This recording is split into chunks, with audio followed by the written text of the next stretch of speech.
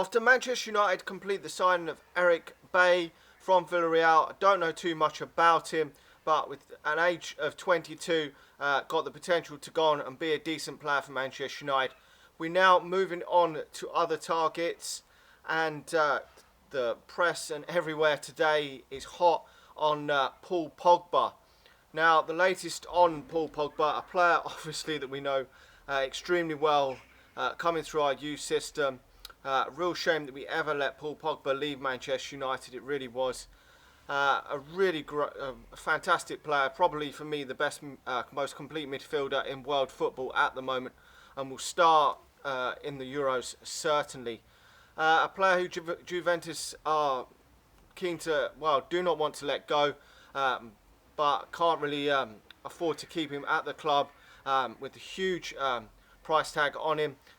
He's going to be going in the region of 80 to 90 million pounds, most likely, according to most sources. And apparently, according to the Independent, Manchester United have now in pole position to sign him if he does leave Juventus this summer. Now, the only stumbling block, obviously, is Champions League football for Manchester United. But it looks like Manchester City have pulled out of signing him this season. They've just signed Gundogan from Borussia Dortmund, so I'm not too sure that whether they want, I mean, any club would want Paul Pogba in their team, but it seems that they're not so keen on signing him as they were a few months ago. The front runners still for me are Real Madrid and Barcelona. According to reports, Barcelona haven't got the funds to make this signing this summer, which is great news for Manchester United. Now, I would still think that he would probably favour a move to Spain.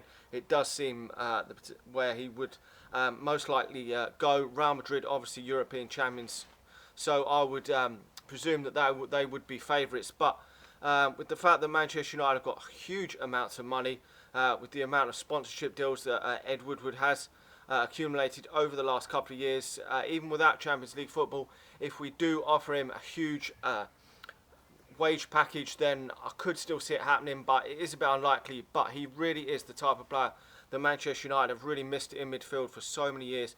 He is an absolute fantastic player, and it is a real shame that we ever let him go. But although some people are a bit unsure on whether paying a huge transfer fee for Paul Pogba, considering we let him go, who really cares if we're getting one of the best sought after midfielders in world football? Who really cares if he helps us go on and be successful next season and in the seasons to come? He's the type of player that, I mean, we've just bought Eric Bailly for age 22. Paul Pogba's only age 23. Usually we go for them sort of players. He's already proven.